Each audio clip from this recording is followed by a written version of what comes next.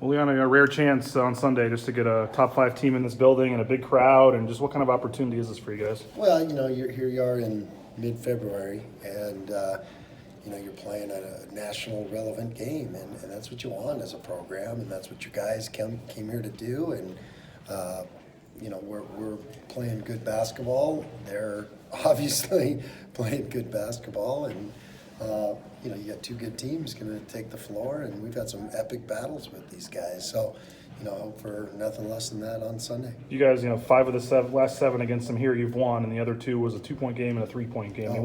Why have you guys, regardless of records and whatever, been able to either beat them or keep it close here in Boise? Yeah, well, first of all, you look over the years, in the last 5, 6, 7 years, we've been some of the top teams in the league, and they've certainly been good, and we've been good, and we just had, like I said, 2 good teams having great battles, and I think both programs have a lot of respect for each other, and we know how good they are, and we've watched them quite a bit, and played them once, and we got to see up close how good they were at their place, and they came in, started that game, and kind of blasted us, and obviously, all those things are pretty obvious when team's 25-0. You probably can't say enough about them when a team's done that, because first of all, in college basketball, you just don't see that anymore, and secondly, they've played at some tough places. They played a lot of good opponents, and some of them they've just absolutely destroyed. You're 10-2 at home when there's 10,000 plus in this building. Is it? I remember when I got here, that was like It was a bugaboo for Graham. yeah. It was a big issue People with were always saying, well, you guys have never won. The more crowds, usually the better the opponent. So it was chicken and the egg thing a little bit. But wow, that's 10-2. What is it about that building? What is it about that energy? What is it about your program that makes them respond to that kind of situation? I think because one of the things, it's not like we're rising to the occasion. We're you have to play an A game, but it's not like you have to just reinvent yourself that night, and it's not Bob Beeman that you're looking for, where you're jumping 4 feet farther than you. Well, sure, you have to be at your best and you have to play well, but the energy of that building when it's full helps you be at your best, and that's what I'm hoping for Sunday. How are you doing today? Any burn marks? Or But I do have. Sorry. Yeah. Sorry. No worries. I do have. People always want to know what the trick is, and they think there's a trick. I have the still shot of the flame going into my mouth, and everybody's got great theories about it. So, but I'll show you that, Jay. And I'm okay. I recover quickly, so can't eat for a couple of days, but that's probably all right. Well, a couple of years ago you did it, and you did. I mean, it was kind of there was a tease there. It was, Yeah. Why lay it out there for everyone to see this year? I don't know. That's a good question. Sometimes I'm spur of the moment, and I told Jay, I said, we got a bunch of guys in the program that haven't seen it yet, and so they were pretty excited about it. I think maybe Mladen appreciate it the most. I think he thinks I'm a wizard or something. I don't know. You did have some smoke coming out of your mouth there. Oh yeah, it's real, Jay. Don't try it at home. You mentioned the first time you played them, the word you told us after the game was that you got blitzkrieged, I believe. Yeah. Beginning of the game, they were obviously hot from 3-point range, and when they get ahead, it's probably hard to make a comeback against a team like that too. What can you do to try to avoid getting in an early hole like that? Well, they're so explosive. That's what everybody wants to talk about. What maybe makes them different than they have been in the past. They've always been a great defensive program and a defensive team. Well, the difference between this team and maybe those previous teams is now they're great at both. I mean, I think in the old days you'd be battling them and you'd be like, man, we can't score. And you'd look up and you'd be down 6 or 7 or 5. Now you're still gonna have to deal with that, but now you look up and you're like, man, they just hit 3 threes in a row and it's 15. It went from 6 to 15 like that, and that's the danger of a team like that, is how explosive they are and how confident they're playing. That's the number one thing I see is it's a confident group that believes every shot they're shooting is going in, and that's not just one guy, it's their whole team. Dating back to Robin's first year, this whole group has had a lot of nice wins as a group. They've had some nice individual moments. Just up a couple of weeks ago. Yeah. Has it had its signature win, and is that important as you send classes out the door?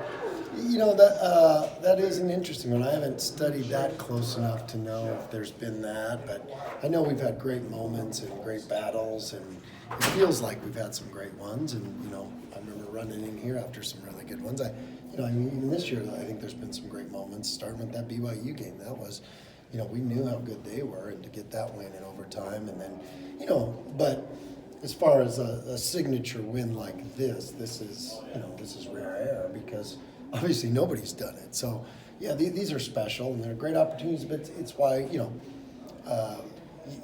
it's why you come to Boise State. It's why you want to be a college basketball player, to play in these moments, and that's the way we approach it. That's what we love. Having seen Derek make a transition from a walk-on to a scholarship kid to the player that he is now, you know, what do you admire most about his journey? Well, what I admire most about those is, I think the common thing this day and age, and that goes back to Chandler's story too, is I think the common thing and the thing that the media helps with and people around them help with, and is people just want to run from it if they don't have instant success or instant gratification. And it's those guys that, like Chandler did, where he just drew a line in the sand. Because, you know, if you run from it, when you get there you are. The problem's still the same. And it's that, hey, I'm going to work. I'm going to fix it. What a great lesson for guys to learn.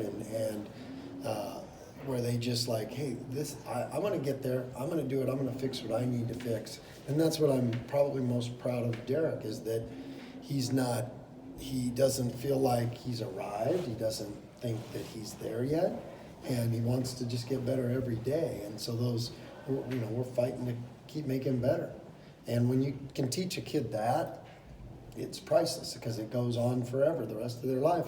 When basketball's done, he'll still have that. And he's going to go through tough times at some point in your life. And now he can just draw the line and get through it.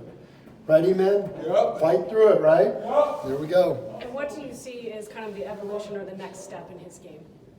The next, that next step is that's why I was so excited about what he did against Air Force. And that next step is what all great ones can do, is that go miss your first 15 shots if you have to, and you're going to make the next one. And that's a hard thing to do mentally if you're not trained for it and if you're not used to it. And it's that perfect response. That's the thing I'm working on with it now, is the perfect response every single time.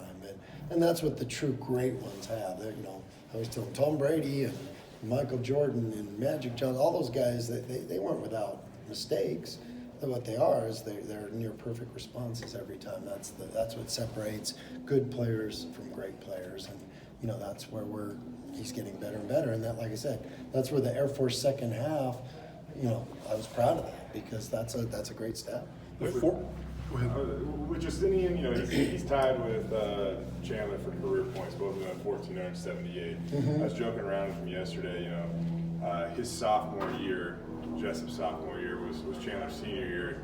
Justinian hit 93s. Chandler dominated the paint and had 20 points a game. So who was more responsible? Was it Justinian spreading the court so that Chandler could drive, or was it the attention on Chandler that was getting Justinian open looks? Well, the neat thing about both of those, to answer that long, convoluted question. No joke, yeah. I think you know what I mean. And this is a milestone. 2 WSU grads using the word convoluted and being able to put that good of a paragraph together. We're doing it. This is a proud moment. It is. Right there. That's it. What was the question? Yeah. Yep. The neat thing about both those guys, I think they would both, if you ask them that, they'd both give each other credit.